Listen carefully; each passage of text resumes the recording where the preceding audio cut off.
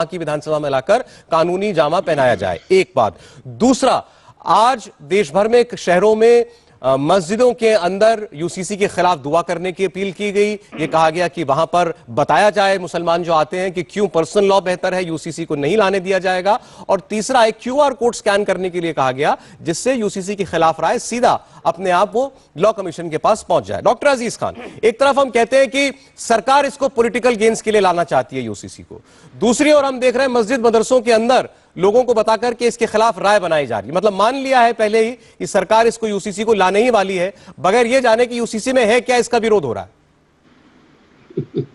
देखिए सौरभ भाई, आप भी समझदार हैं और ठीक से बात को समझते हैं कि एक तरफ तो लॉ कमीशन के थ्रू राय मांगी जा रही है, दूसरी तरफ हमारे देश के सर्वमान्य प्रधानमंत्री ये घोषित करते हैं कि यूसीसी बहुत इंपॉर्टेंट है, क्योंकि इस मुल्क के लिए सबसे ज्यादा इंपॉर्टेंट यूसीसी है। बुलेट ट्रेन, नौकरी, महंगाई, कोई चीज जरूरी नहीं है, किसी पर कोई बहस नहीं होना चाहिए, सिर्फ यूसीसी आना है और आना ही है। एक बात।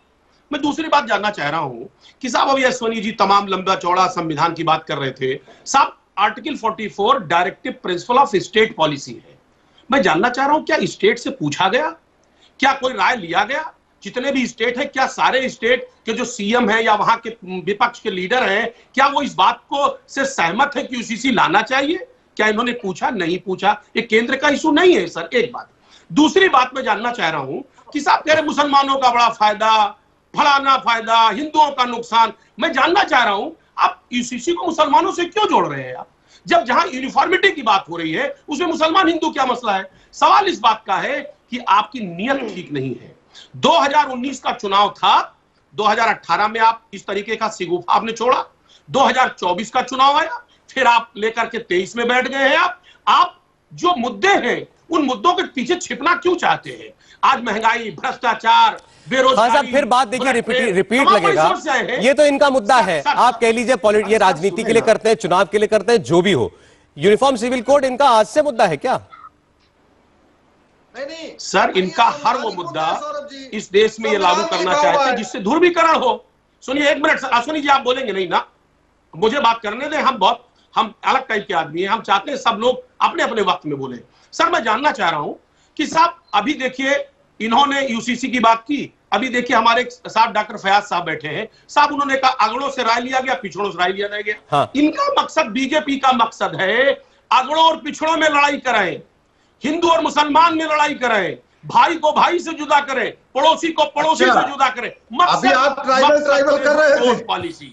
सर फयाज साहब मुझे ट्राइबल कर रहे हैं। 2-3 बातें। अरे सर सुन लेना सर, आप सुने ना। चलिए कंप्लीट कीजिए। हाँ सर कंप्लीट कीजिए।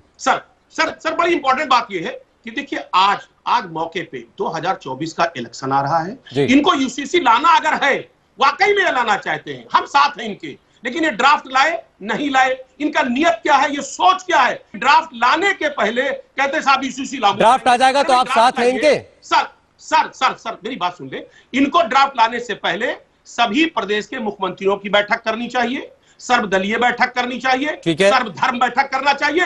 ये सब तानाशाही नहीं है। चलिए ऑलराइट, इस पर एक जवाब ले लेता हूं मैं। अश्विनी जी, फिर वारिस साहब। अश्विनी साहब दो बातें कह रहे हैं वो। देखिए वो एक कह रहे हैं कि पहले तो आपने ये स्टेट सब्जेक्ट है, स्टेट से पूछा नहीं, और लाएंगे ड्राफ्ट लाइए, सबके साथ बैठिए, सारी राज्य सरकारें बैठे, उसके बाद सारे धर्मों के लोग बैठे, फिर उस पर तय करेंगे कि लाना है कि नहीं लाना। देखिए मैं अजीत जी के बहुत सम्मान करता हूं, लेकिन एक बात बता दूं, स्टेट का मतलब स्टेट नहीं होता। आर्टिकल 12 पढ़ लीजिए। स्टेट का मतलब केंद्र सरकार भी है, राज्य सरकार भी है, म्यूनिसिपल बॉडी भी है। संविधान में सेंटर स्टेट सबके लिए एक बार सुन लीजिए ध्यान से। हाँ, स्टेट के लिए, केंद्र के लिए भी स्टेट होता है, राज्य के लिए भी स्टेट होता है। लोगों रिलीजियस कोड नहीं है कि लोगों का सबका रिलीजन एक हो जाएगा। ये यूनिफॉर्म कस्टम कोड भी नहीं है कि सबका कस्टम एक हो जाएगा। ठीक है उपाध्याय जी। ट्रेडिशन कोड भी नहीं है कि सबका ट्रेडिशन होगा। यूनिफॉर्म लैंग्वेज कोड भी नहीं है कि सब। एक जवाब खान साहब, फिर वारिस साहब। सिंगल कोड है ये यूनिफॉर्म। ऑलराइट, क्योंकि आपने जिक्र किया समाजवादी सोच का, तो खान साहब। सर देखिए सौरभ जी, बड़ी सीधी सी बात है। ये कह रहा सब महिलाओं के लिए हो रहा है। हाँ। सब समाजवादी नहीं चाह रही महिलाओं, ये महिलाओं का बड़ा सम्मान करते हैं। साहब कितने महीनों से प्रदर्शन कर रही है इसी दिल्ली जहां पे अश्वनी जी रहते हैं। साहब कितना सम्मान हो रहा है, ये पूरी दुनिया में पता चल गया क्या सम्मान है और क्या अपमान है। एक बात सुनिए, पूरे देश के लिए बात हो रही है मेरे ख्याल में। हाँ अरे पूरे सुनिए देश ना के लिए सर। जो बात की जा रही है उसकी तुलना आप किसी अरे और सर, सुनिए मुद्दे से ना, ना अरे सुनिए करें, ना तो सही सर, गलत अरे उस पर सुनिए हम ना। नहीं जाते। ठीक सर, एक मिनट जरा मैं वारिस पठान साहब के पास जाना चाहता हूं, समय कम सर, रह गया, सुन तो बाकी ले आप। मेहमानों को लाएं चर्चा में।